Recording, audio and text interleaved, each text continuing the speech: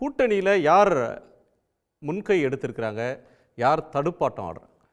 நிச்சயமாக கூட்டணியில் லீட் எடுத்து ரோல் ப்ளே பண்ணுறது தமிழ்நாடு முதலமைச்சர் தான் நான் புரிஞ்சுக்கிறேன். காரணம் என்ன அப்படின்னு சொன்னால், நீங்கள் ஏற்கனவே அமைக்கப்பட்ட அதிமுகவினுடைய என்டிஏ கூட்டணி, அதிமுக வந்து சேர்ந்துச்சு, என்டிஏ ஏற்கனவே ஃபார்ம் ஆயிருந்துச்சு, இதெல்லாம் புது புது ஸ்டேட்மெண்ட் இன்றைக்கி 2 நாட்களாக வந்துக்கிட்டு இருக்கு.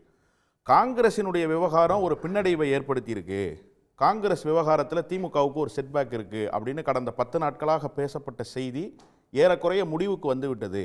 அது முதலமைச்சரினுடைய ராஜதந்திர வியூகத்தால் சரி செய்யப்பட்டிருக்குதுன்னு தான் நான் புரிஞ்சுக்கிறேன். இப்போ 2 விஷயம் இதில் இருக்குது. ஒன்று, கடந்த தேர்தலில் அதிமுகவோடு களம் கண்ட தேமுதிக இந்த முறை அதிமுகவோடு தான் களம் காணும் என்று எதிர்பார்க்கப்பட்ட சூழலில் யாருமே எதிர்பாராத வண்ணமாக திடீரென திமுக கூட்டணியில் அவர்கள் இடம்பெற்றார்கள் அப்படிங்கிறதே ஒரு மாஸ்டர் ஸ்ட்ரோக்குன்னு தான் நான் புரிஞ்சுக்கிறேன். இன்னொரு முக்கியமான விஷயம் என்ன அப்படின்னா, ஆட்சியில் பங்கு அதிகாரத்தில் பங்குன்னு காங்கிரஸ் கேட்டது திமுகவுக்கு உறுத்தலாக இருக்குது. திமுக அதை எப்படி கொடுக்கும்? இது ஒரு பெரிய கான்ட்ரவர்ஷியலாக போயிட்டுருக்கு. இன்னொரு பக்கம் நான் ஆட்சியில் பங்கு தரேன், அதிகாரத்தில் பங்கு தரேன்னு விஜய் பேசிட்டாரு, விஜய் பக்கம் காய் நகர்த்தல் போய்கிட்டு இருக்கு காங்கிரஸில் அப்படிங்கிறதுக்கு ஒரு முற்றுப்புள்ளி வைக்கப்பட்டுருச்சு. இப்போ என்ன அப்படின்னு கேட்டால், ராஜ்யசபா தான் காங்கிரஸுக்கு கணக்குனா ராஜ்யசபாவை எப்போதோ கொடுப்பதற்கு திமுக தயாராகவே இருக்கும். திமுகவுக்கு ராஜ்யசபா கொடுக்கறதுல பிரச்சனை இல்லை. 25 இடங்களை காங்கிரஸ் கட்சிக்கு கொடுத்து ஒரு ராஜ்யசபா கொடுக்கலாம், 20 இடங்களை காங்கிரஸ் கட்சிக்கு கொடுத்து ஒரு ராஜ்யசபா கொடுக்கலாம். அது ரொம்ப பீஸ்ஃபுல்லான கமிட்மெண்ட்டாக முடியும். ஆனால் ராஜ்யசபா கேட்காம ஆட்சி அதிகாரத்தில் பங்கு 49 சீட்டு 39 சீட்டுன்றது திமுகவை டிஸ்டர்ப் பண்ணுறது மாதிரியான ஒரு சுச்சுவேஷனில் வந்து முடியும். ஆனால் இப்போ அதற்கெல்லாம் முற்றுப்புள்ளி வச்சு ஒரு ராஜ்யசபா சீட்டு கொடுக்க முடியும் காங்கிரஸ் கட்சிக்கு அப்படின்றது அவர்களுக்கு மாநிலங்களவையில் பலத்தை உயர்த்துவதற்கு அதுதான் தேவைப்படுகிறதே தவிர, தமிழ்நாட்டில் சட்டப்பேரவை உறுப்பினர்களுடைய கட்சியை வளர்க்கறதுக்கு, கட்சிக்கு புத்துயிர் ஊட்டுவதற்கு நிறைய சீட்டு வேணும். முன்னாடி என்ன ஒரு லாஜிக் வைப்பாங்கன்னா, எல்லா மாவட்டத்திலும் ஒரு எம்எல்ஏ சீட்டு அல்லது ஒவ்வொரு எம்பி தொகுதிக்கும் ஒரு எம்எல்ஏ சீட்டு இப்படிலாம் கேட்டாங்க. காங்கிரஸ் முன்பு 63 நின்னது, இப்போ எண்ணிக்கை வந்து 25க்கு வந்துட்டோம், இப்படியே போனால் எங்கள் நிலைமை என்ன ஆகிறது? இப்படி காங்கிரஸ் வட்டாரத்துலேருந்து குரல் வருது. கட்சியை வளர்க்குறதுக்கு சீட்டு கூட வேணும் அப்படின்னு கொஞ்சம் பேர் பேசுகிறாங்களே. சீட்டு கூட வாங்கினா தான் கட்சியை வளர்க்க முடியுன்றது என்ன தியரின்னே புரியல. முதல்ல காங்கிரஸ் கட்சி களத்தில் எப்படிப்பட்ட கட்சியாக முன்னின்றிருக்கு அப்படிங்கிறத பார்க்க வேண்டியிருக்கு. நீங்கள் இன்றைக்கி வந்து 68,000 பூத்து இருக்குன்னா 68,000 பூத்துக்கு பூத் ஏஜென்ட்டுகளை போட்ட கட்சி எதுனா திமுக கூட்டணியில் திமுக தான். திமுகக்கு அடுத்த எந்த கட்சினா அந்த இடத்துல கூட காங்கிரஸ் இல்லை. நீங்கள் இப்போ மாணிக்கம் தாகூர் சர்ச்சைக்குரிய வகையில் கருத்துக்களை தெரிவித்தார் இல்லையா? அவர் மதுரையில் அந்த செயல் வீரர்கள் கூட்டத்தில் அந்த மாவட்ட தலைவர் ஒருத்தரை பக்கத்தில் வச்சுட்டு பேசும்போது என்ன சொல்கிறாருன்னா, எத்தனை பூத் ஏஜென்ட் போட்டிருக்கீங்க? 200 சொச்சம் ஏஜென்ட்டா? இந்த பார்த்தீங்களா 200 சொச்சம் ஏஜென்ட்டை நாங்கள் போட்டோன்றாரு. 68,000 பூத்துகள் இருக்குது. நீங்கள் 200 சொச்சம்னு கணக்கு பண்ணிங்கன்னா இன்னும் எத்தனை பூத் ஏஜென்ட்டுகளை நீங்கள் போட வேண்டியிருக்குங்கிற ஒரு கேள்வி இருக்குது. கட்சியை வளர்க்குறதுக்கு இப்போ ஏற்கனவே இருக்கிற நாடாளுமன்ற உறுப்பினர்களுடைய எண்ணிக்கை போதலையா? 25 இடங்களை பெற்று நீங்கள் 18 இடங்களில் வெற்றி பெற்றிருக்கிறீங்க அப்படின்னு சொன்னால், அந்த 18 இடங்களில் சட்டமன்ற உறுப்பினர்கள் இருக்கக்கூடிய தொகுதிகளில் காங்கிரஸ் எவ்வளவு பலமாக இருக்குது, காங்கிரசினுடைய வீரியம் எப்படிப்பட்டதாக இருக்குது அப்படிங்கிறத கணக்கிட்டு பார்த்தா, காங்கிரஸுக்கு இடங்களை கேட்டு பெறுவது என்பது தேர்தல் நேர கணக்கு என்று சொன்னால் அது சரியாக இருக்குமே தவிர, மாறாக காங்கிரஸை வளர்க்கறதுக்காக தான் நாங்கள் தொகுதிகளை வாங்குறோம் அப்படின்னு சொன்னால் அது ஒரு சரியான வியூகமாக இருக்காது. இன்னொன்று, காங்கிரஸ் 62 ஒரு பெரிய கட்சி, ஒரு புதிய பிளேயர் வந்த பிறகு, இப்போ இதுக்கு முன்னாடி வந்த 3வது அணி எல்லாமே வந்து ரொம்ப சின்ன லெவலில் ரீச் இருக்கிறவங்களா இருப்பாங்க.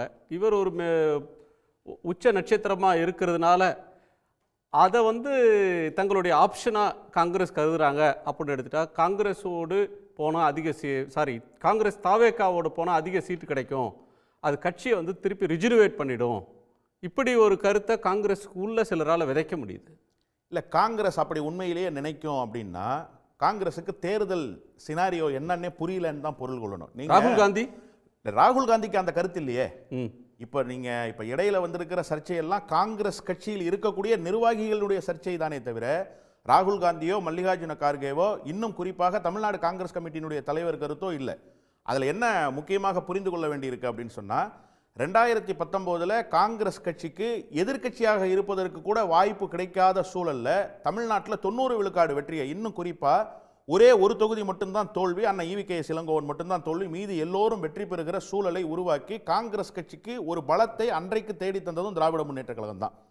2019 காங்கிரஸ் கட்சியே பிரதமர் வேட்பாளர் யாருன்னு அறிவிக்காத நேரத்தில் பினராயி விஜயனை வைத்துக்கொண்டு இதே தலைநகர் சென்னையில் எங்களுடைய பிரதமர் வேட்பாளர் ராகுல் காந்தி தான் பிரகடனம் செய்ததும் அன்றைய திராவிட முன்னேற்ற கழகத்தினுடைய தலைவர், இன்றைய முதலமைச்சர் அண்ணன் தளபதி ஸ்டாலின் தான். இப்போ காங்கிரஸ் கட்சியினுடைய வளர்ச்சியில் யாருக்கு கூடுதல் பங்கு இருக்கு? விஜய்க்கு கூடுதல் பங்கு இருக்கா? ஒருவேளை விஜய் கூடுதலான இடங்களை தரலாம். 234 34 இடங்கள்ல மட்டும் விஜய் நின்னுட்டு 200 இடங்களை காங்கிரஸுக்கு கொடுக்கலாம். ஆனா காங்கிரசினுடைய நிலைமை என்னவாக இருக்கும்? 200 இடங்களை கேட்டு பெற்றால் கூட நீங்க இங்க வாங்குற சீட்டுகள் எல்லாமே நம்பர்ஸா கன்வெர்ட் ஆகிறதுக்கான வாய்ப்புகள் இருக்கு. கடந்த காலத்தில் அது கன்வெர்ட் ஆகிருக்கு. பல தேர்தல்கள்ல அதை பார்த்துருக்கீங்க. நீங்க 62 சீட்டு கடந்த காலங்களில் நாங்க போட்டிட்டோம்னா அன்னைக்கு திமுக கூட்டணி இருந்த நிலைமை தான் இன்னைக்கு இருக்கா? இன்னைக்கு புதிய கட்சிகளினுடைய வரவு நாளுக்கு நாள் அண்ணா அறிவாலயத்தினுடைய வாயிலில் வந்து ஒவ்வொரு கட்சிகளாக வந்து நிற்குது. புதிய கட்சிகள் தினந்தோறும் வந்து சேர்ந்துகிட்டு இருக்கிற காட்சிகளை நம்ம பார்க்குறோம். அப்போ அதற்கு ஏற்றவாறு நீங்க வந்து வின்னிங் ரேஷியோ கூடிக்கிட்டே இருக்கே தவிர வின்னிங் ரேஷியோவில் குறைபாடு ஒன்றும் இல்லையே. நீங்க வந்து 25 இடங்கள் வாங்கி 20 இடங்களை வெற்றி பெற முடியுங்கிற நிலைமையை இன்னைக்கு திமுக தலைமை உருவாக்கி இருக்குன்னா அதற்கு ஏற்றவாறு வளைந்து கொடுக்க வேண்டிய பெரும் பொறுப்பு காங்கிரஸ் கட்சிக்கு இருக்கத்தானே செய்து. ஒருவேளை இதை வந்து நான் வந்து ரொம்ப முயற்சி பண்ணி காங்கிரஸ் வந்து தாவேக்காவோடு கூட்டு வச்சிருச்சு, தாவேக்கா கூடுதலான இடங்களை தருதுன்னா அண்ணன் திரும்ப ஒரு ஸ்டோரியை சொன்னார். ஒரு 10 மாதத்துக்கு முன்பாக எனக்கு வந்து எங்கேயோ ஒரு கிராமப்புறத்தில் கொண்டு போய் 10 ஏக்கர் நிலம் தரேன்றாங்க. 10 ஏக்கர் நிலத்தினுடைய அளவு பெருசு தான். ஆனால் அதனுடைய மதிப்பீடும் நான் சென்னை மாநகரத்துக்குள்ள சிஎம்டி அப்ரூவல் வாங்கியிருக்கிற ஒரு 2400 சதுரடி இடம் வச்சிருக்கிறதுக்கான மதிப்பீடும் வேறுன்னு சொன்னார். நீங்கள் 6 இடங்களோ 10 இடங்களோ வாங்கி 4 இடங்களில் 3 இடங்களில் வெற்றி பெறுவது எப்படி? 75 இடங்கள் 80 இடங்கள் வாங்கி ஒரு இடங்களில் கூட வெற்றி பெற முடியாமல் போவது எப்படி? அப்படித்தான் நீங்க விஜயை நம்பி போறதாக இருக்கும். விஜய்க்கு என்ன ப்ரூவன் ரெக்கார்டு தேர்தல் களத்தில் இருக்கு? நீங்க சொன்னீங்க இல்லையா, உச்ச நட்சத்திரம் ஒருத்தர் வந்திருக்காரு, அவரை நம்பி போகலான்னு காங்கிரஸ் கட்சி நினைக்குதுன்னா விஜய்க்கு ட்ராக் ரெக்கார்டு என்னவாக இருக்கு? அரசியல் களத்தில் விஜய் என்னவாக வெளிப்பட்டிருக்கிறார்? சரி, ஒருவேளை விஜயினுடைய அடையாளத்தை மட்டும் வச்சுக்கிட்டு காங்கிரஸால தேர்தலில் பயணிக்க முடியுமானா அந்த கட்டமைப்பும் காங்கிரஸ் கட்சிக்குள்ள இல்லைன்றப்போ இது ஜீரோவோடு சேர்ந்த இன்னொரு ஜீரோவாக தான் முடியுமே தவிர காங்கிரஸ் கட்சிக்கு எந்த வகையிலும் அது பயன் தராது. உடனுக்குடன் செய்திகளை தெரிந்து கொள்ள சன் நியூஸ் பெல் ஐகானை கிளிக் பண்ணுங்க.